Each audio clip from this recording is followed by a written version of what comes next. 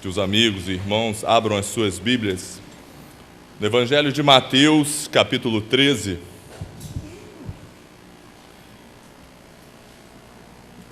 Nós vamos estar lendo os versículos 9 a 16 e posteriormente, em seguida, 44 a 46. Repetindo então, Evangelho de Mateus, capítulo 13, 9 a 16, depois nós vamos para 44 a 46. Certa ocasião, Jesus saiu de uma casa e foi em direção ao mar.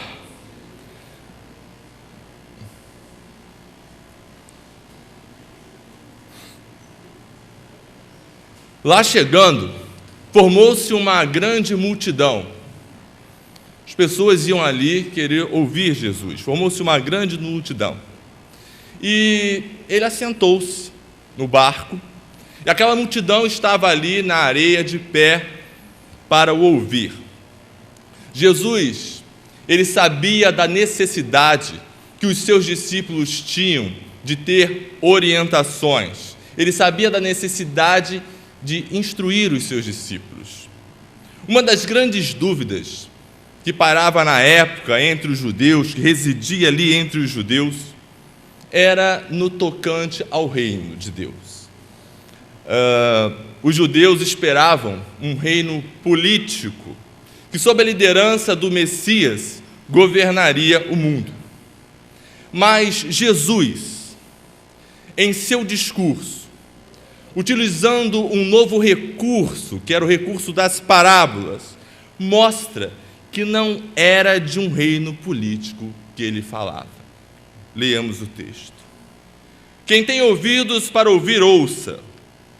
E acercando-se dele os discípulos, disseram-lhe: por que lhes falas por parábolas? Ele respondendo, disse-lhes: porque a vós é dado conhecer os mistérios do reino dos céus, mas a eles não lhes é dado. Porque aquele que tem, se dará, e terá em abundância. Mas aquele que não tem, até aquilo que tem, lhe será tirado. Por isso lhes falo por parábolas, porque eles, vendo, não veem, e ouvindo, não ouvem nem compreendem. E neles se cumpre a profecia de Isaías que diz: ouvindo, ouvireis, mas não compreendereis. E vendo, vereis, mas não percebereis. Porque o coração deste povo está endurecido, e ouviram de mau grado com os seus ouvidos, e fecharam seus olhos, para que não vejam com os olhos, e ouçam com os ouvidos, e compreendam com o coração, e se convertam, e eu os cure. Mas bem-aventurados vossos olhos, porque veem, e os vossos ouvidos, porque ouvem. Versículo 44. Também o reino dos céus é semelhante a um tesouro escondido num campo, que um homem achou e escondeu. E pelo gozo dele vai, vende tudo quanto tem e compra aquele campo. Outro assim, o reino dos céus é semelhante ao homem negociante que busca por pérolas. E encontrando uma pérola de grande valor, vendeu tudo quanto tinha e a comprou. O tema de nossa pregação nesta noite é uma pérola de grande valor. Um recurso que Jesus, como nós dissemos aqui no início, passou a utilizar em seu ministério foi o recurso de falar por parábolas. O que vem a ser as parábolas de Jesus? As parábolas de Jesus são narrativas breves que possuem um conteúdo alegórico utilizado pelo Mestre Jesus com a finalidade de transmitir os seus ensinos por meio de comparações, explanações sobre fatos reais, utilizando elementos à época que foram escritas. Esse é o tipo de parábola, as parábolas que Jesus utilizava. Um dado importante é que elas podem ser compreendidas, as parábolas de Jesus, quando há realmente uma disposição interior para compreender o Mestre Jesus. Isso se comprova aqui no texto que nós lemos, nos versículos de 13 a 15, quando ele respondia aos discípulos do porquê que ele falava por parábolas. Vamos aqui relembrar. Ele disse: por isso lhes falo por parábolas, porque eles vendo não veem, e ouvindo não ouvem, nem compreendem. E nele se cumpre a profecia de Isaías, que diz: ouvindo ouvireis, mas não compreendereis, e vendo vereis, mas não percebereis. E aí vem a explicação do porquê que há necessidade de realmente uma motivação interior para entender. Ele diz: porque o coração deste povo está endurecido, e ouviram de mau grado com os seus ouvidos, e fecharam seus olhos, para que não vejam com os olhos, e ouçam com os ouvidos, e compreendam com o coração, e se convertam, e eu os cure. Nós temos aqui a primeira lição para as nossas vidas. Deus procura corações quebrantados. Deus espera realmente corações quebrantados para que possam ouvir e compreender a sua mensagem, desejosos de ouvir sua palavra, com sede de água viva, que é o próprio Jesus. Deus é justo. Quando nós pegamos este texto aqui, a primeira vez que nós lemos esses primeiros versículos, dá a falsa impressão de que Jesus não seria justo. Porque ele diz aqui: porque lhe falo por parábolas, para que vendo não veem, não entendam, não compreendam. Mas não, ele explica logo depois ali que aqueles corações estavam endurecidos. E pode acontecer até das pessoas que tenham realmente o desejo interior de compreender, à primeira vista, não compreendam o que Jesus tenha falado. Se vocês forem ler depois, e podem ler em casa, as outras parábolas acerca do reino, que não é o motivo aqui da nossa pregação nesta noite, quando Jesus fala da parábola do joio e do trigo, a princípio os discípulos não entenderam. E eles perguntam a Jesus, e Jesus então explica a eles o porquê daquela situação, explica ali a parábola do joio e do trigo. Isto quer dizer o quê? Quer dizer que o Senhor Jesus não está já sabendo ali aqueles que vão entender. Pode ser que um não entenda. Ele não fez de propósito para que só aqueles que porventura fossem salvar entendessem. Aqueles também que vão salvar, que têm um coração sincero, ou seja, que vão salvar porque vão aceitar o Senhor Jesus, também podem ter dificuldade de compreender. Estas pessoas que compreendem a mensagem do Mestre, que compreendem a sua instrução, são justamente aquelas que no início deste capítulo estão no grupo das que pertencem ao solo fértil que recebe a mensagem do Senhor Jesus. Jesus, no início desse capítulo, ele vai discorrendo sobre solos, faz uma comparação a solos, as pessoas que recebem a palavra de Deus. E ele diz que primeiro são aqueles que a palavra cai ao pé do caminho, mas daqui a pouco elas acabam, o diabo vem e tira delas e elas não querem mais saber. Fala sobre pessoas que são como os pedregais, que recebem a palavra com alegria, mas porque não tem raiz, não se finca, e quando vem a perseguição e os problemas, elas abandonam a palavra de Deus. Chega a falar sobre a palavra que cai em solo parecido com espinhos, que são aqueles que sufocam a vida da pessoa, e a pessoa, por causa dos compromissos, larga a palavra de Deus e não quer mais saber. Mas ele cita justamente o solo que é aquele da boa terra, que ouve e compreende a palavra e dá fruto, e um produz 100, outros 60 e outros 30. Estes são aqueles justamente que têm um coração quebrantado, um coração realmente disposto, uma disposição interior para compreender a palavra de Deus. Jesus então queria que os seus discípulos compreendessem que o seu reino não era um reino político, como nós falamos aqui, mas o reino dos céus, ou o reino de Deus, como também nós podemos ver aqui na sua palavra. Reino esse, meus queridos, meus amigos, que é a sua soberania sobre todo o universo e sua criação. Jesus já tinha deixado claro, nós podemos ver isso em João 18:36, que o reino dele não era deste mundo.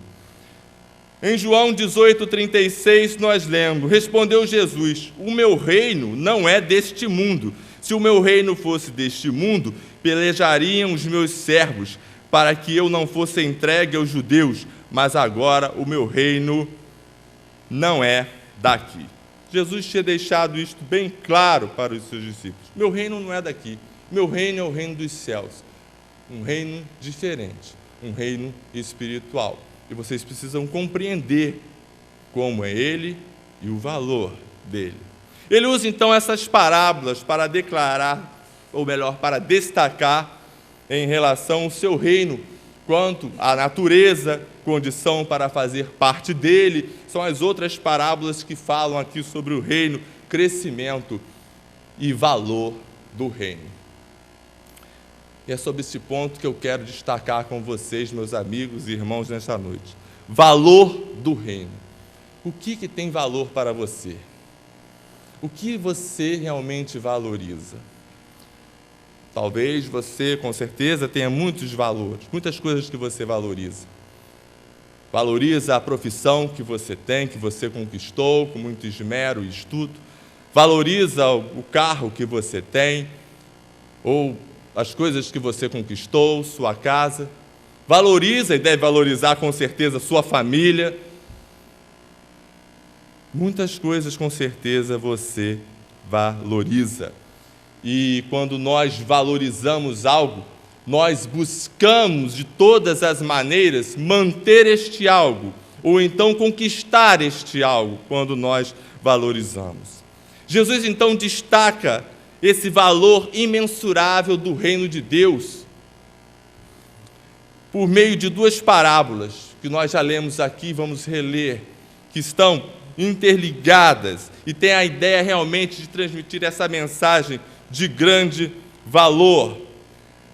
E uma vez que nós estejamos conscientes dessa verdade, não vamos medir esforços para realmente possuí-lo. O versículo 44, falando sobre o valor do reino: também o reino dos céus é semelhante a um tesouro escondido num campo, que um homem achou e escondeu, e pelo gozo dele vai, vende tudo quanto tem e compra aquele campo. Outro sim, ou também, o reino dos céus é semelhante ao homem negociante que busca por boas pérolas, e encontrando uma pérola de grande valor, foi e vendeu tudo quanto tinha e a comprou. Essa pérola de valor imensurável, que é o reino dos céus, você consegue, meu querido, quando reconhece que é um pecador, quando se arrepende dos seus pecados e aceita Jesus Cristo como seu único Salvador, como seu único e suficiente Salvador e Senhor. Nesse momento que você toma esta decisão, ou que nós tomamos essa decisão, nosso entendimento muda totalmente. O que nós antes julgávamos de grande valor passa a não ter valor algum, diante da grandeza de Cristo e dos valores, verdadeiros tesouros que Ele pode nos oferecer. A paz que excede todo o entendimento, o amor e a comunhão entre os irmãos, entre tantas outras coisas. Saber que realmente Ele está conosco em qualquer situação e a tranquilidade de que depois da morte teremos a vida eterna. Porque o homem é finito e ele morrerá. E depois disso, nós temos dois caminhos. a perdição eterna, longe de Jesus, e o reino dos céus para estar com ele, a pérola de grande valor. Quando o homem, aqui citado, vende tudo o que tem para adquirir aquela pérola mais bonita e preciosa, ele reconhece realmente que não havia nada de mais importante. Desta forma acontece quando nós recebemos, queridos, a salvação em Jesus Cristo. Nada mais é realmente importante. O desejo nosso é realmente nos desfazer de tudo para servir ao Senhor Jesus, porque nós reconhecemos que realmente não tem nada de maior valor do que servir a Ele e herdar o reino dos céus. Existem 2 exemplos na Bíblia, que eu queria aqui falar com os irmãos, que ilustram essa tomada de decisão. O apóstolo Paulo, antes da sua conversão, era um homem íntegro, obediente à lei, e se considerava um homem justo. Mas depois que Jesus apareceu a ele no caminho para Damasco, ele viu a luz da sua glória, caiu lá do cavalo, e Jesus se revelou a ele, isso está lá em Atos 9, de 3 a 6, a partir dessa experiência, Paulo mudou totalmente. O apóstolo Paulo mudou e entendeu que todo aquele seu currículo social, que todo aquele seu conhecimento, que toda a sua parte espiritual, sua justiça, nada eram comparado com o conhecimento que ele tinha quando teve de Jesus. Nada podia se comparar. E nós podemos testificar isso em Filipenses 3, de 7 a 9, em sua declaração, quando ele diz: mas o que para mim era ganho, reputei-o por perda por Cristo. E, na verdade, tenho também por perda todas as coisas, pela excelência do conhecimento de Cristo Jesus, meu Senhor, pelo qual sofri a perda de todas essas coisas, e as considero como esterco, para que possa ganhar a Cristo, e seja achado nele, não tendo a minha justiça que vem da lei, mas a que vem pela fé em Cristo, a saber, a justiça que vem de Deus pela fé. Paulo reconheceu o valor de Jesus e teve coragem para mudar. Teve coragem para mudar, meus queridos. Entretanto, há aqueles que, mesmo conhecendo o valor de Jesus Cristo, não têm esta mesma coragem para mudar. É o caso do jovem rico, lá em Marcos, capítulo 10, de 17 a 22, que diz o seguinte: e pondo-se a caminho, correu para ele um homem, o qual se ajoelhou diante dele e lhe perguntou: bom mestre, que farei para herdar a vida eterna? E Jesus lhe disse: por que me chamas bom? Ninguém é bom senão um, que é Deus. Tu sabes os mandamentos: não adulterarás, não matarás, não furtarás, não dirás falsos testemunhos, não defraudarás alguém, honra teu pai e tua mãe. Ele, porém, respondendo, lhe disse: mestre, tudo isso guardei desde a minha mocidade. Aí vem a pergunta de Jesus. E Jesus, olhando para ele, o amou e lhe disse: falta-te uma coisa. Aí ele tremeu, né? Provavelmente. Vai, vende tudo quanto tens e dá aos pobres, e terás um tesouro no céu, e vem e segue-me. Mas ele, está aqui na palavra de Deus, pesaroso desta palavra, retirou-se triste, porque possuía muitas propriedades. Aquele rapaz, querido, queria seguir a Jesus. Ele tinha esse desejo realmente de seguir a Jesus. Ele queria aquela pérola preciosa para ele. No entanto, ele não estava disposto. Ele não estava disposto a abrir mão das suas pérolas, das suas riquezas materiais. Quantos hoje estão assim? Sabem realmente do valor de Jesus Cristo. sabem realmente até que Ele é Deus, e Ele é Deus, mas não querem abrir mão dos seus achismos, das suas pérolas de tradição de família, não querem abrir mão. Meu querido, você precisa abrir mão sim, porque só em Jesus há salvação. Você precisa abrir mão. Você precisa realmente agir como o apóstolo Paulo, que tinha suas convicções, mas no momento que realmente teve o coração quebrantado e a disposição interior para compreender a mensagem de Deus, o aceitou, abriu mão de tudo para poder servir ao Senhor.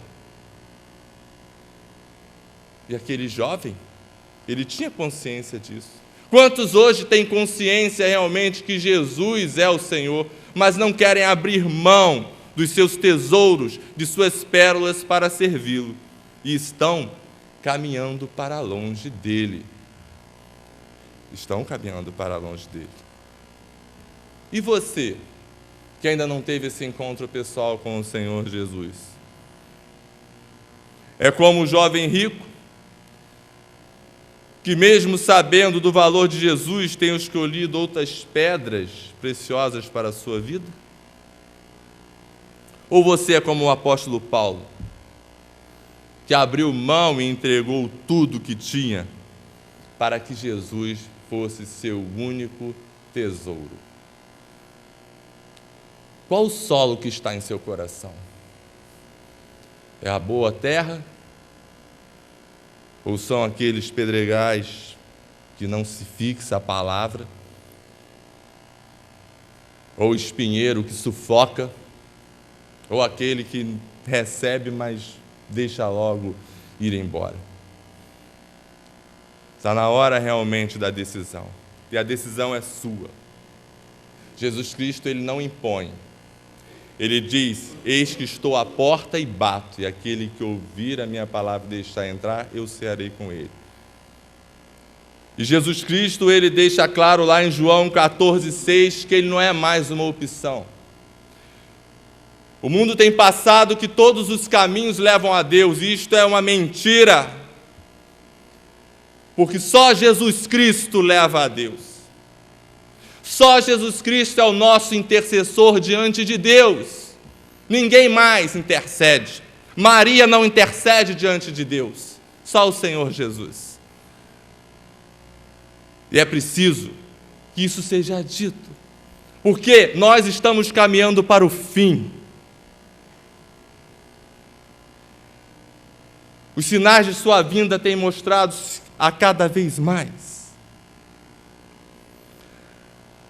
A palavra de Deus diz que no final dos tempos teríamos dias difíceis, e é o que nós estamos vivendo.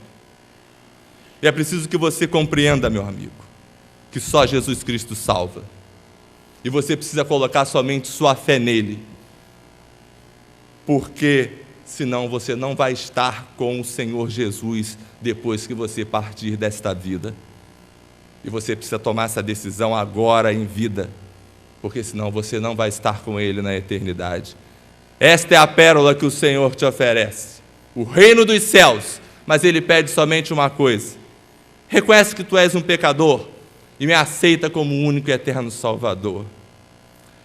Nós vamos estar cantando